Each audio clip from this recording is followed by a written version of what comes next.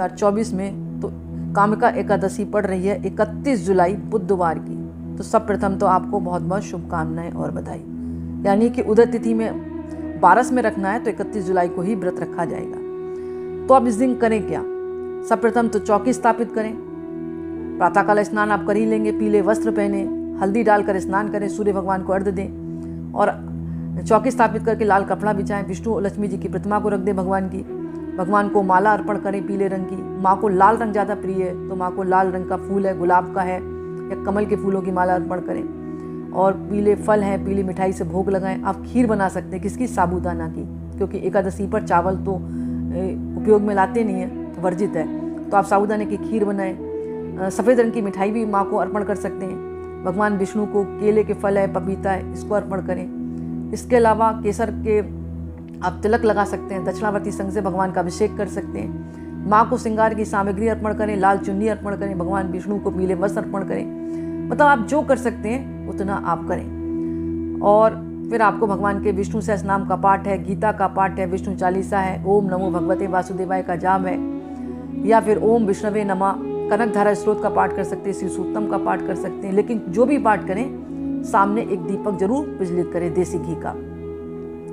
और आप भगवान की आरती कर सकते हैं। इसके अलावा अगर आप कामिका एकादशी का व्रत रख रहे हैं तो आपको शाम के समय कामिका एकादशी की कथा का जरूर श्रवण करना चाहिए। कामिका एकादशी इसलिए खास मानी जाती है क्योंकि सावन के महीने में आती है और सावन के महीने में आने वाली जो एकादशी है उसमें भगवान शिव की आराधना का भी महत्व है। यानी शाम के समय और शिव पार्वती का भी अभिषेक कर सकते हैं, उनके मंत्रों का आप जाप कर सकते हैं। इससे अनंत गुना फल मिलता है क्योंकि भगवान विष्णु के इष्ट है भगवान शिव और भगवान शिव के इष्ट है भगवान विष्णु।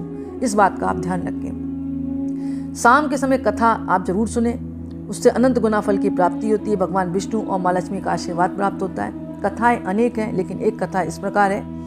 एक गांव में एक बहुत ही बलवान क्षत्रिय रहता था। एक दिन उसकी किसी ब्राह्मण से लड़ाई झगड़ा हो गया और ब्राह्मण की मृत्यु हो गई उसके द्वारा।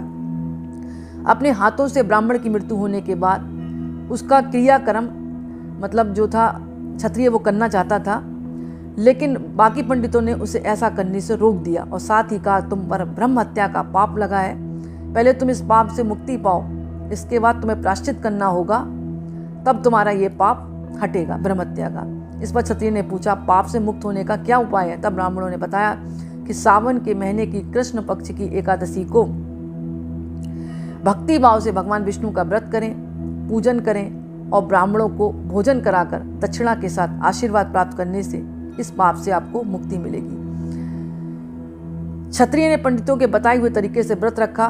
तब भगवान विष्णु ने उस क्षत्रिय को दर्शन दिए और उससे कहा कि तुम्हें ब्राह्मण हत्या से मुक्ति मिलती है और ऐसी मानता कि इस व्रत को करने से ब्रह्म हत्या जैसे बड़े बड़े पाप से भी मुक्ति मिल जाती है, अनजाने में किए हुए पाप से भी मुक्ति मिलती है। तो उस जो क्षत्रिय ने मतलब विधिवत पूजा की थी भगवान विष्णु की और माँ लक्ष्मी की, जिसके प्रभाव से उसका ब्रह्म हत्या जैसा पाप भी खत्म हो गया।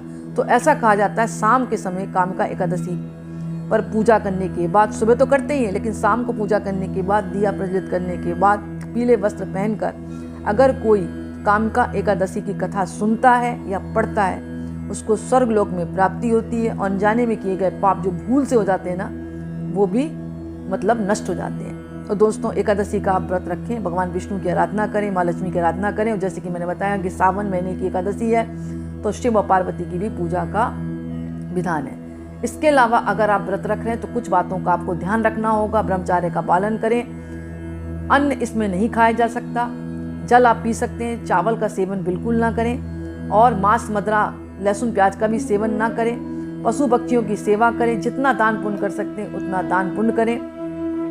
और इसके अलावा जो है पूरे दिन आप किसी की मतलब कहते हैं ना अपमान ना करें, निंदा है इस तरह का मतलब बर्ताव आप किसी का ना करें, ना अपने साथ करें और ना दूसरों के साथ करें। यानी निंदा चुगली में आप ना रहें, क्योंकि व्रत रख रहे हैं तो तरीके से रखें। और इस दिन जो पवित्र पेड़ हैं जैसे केले का है, बरगद का है, आपका तुलसी का है, तो जितने भी पवित्र पेड़ हैं, आंवले का है, उन पर आप दिया प्रज्वलित करें। इनको जल से आप सींच सकते हैं, एक जल में हल्दी डालें, कुछ मीठा डालकर आप सींचे, शाम के समय उसमें दीपक प्रज्वलित करें। इसके अलावा आप शिव मंदिर में भी एक दिया प्रज्वलित कर सकते हैं।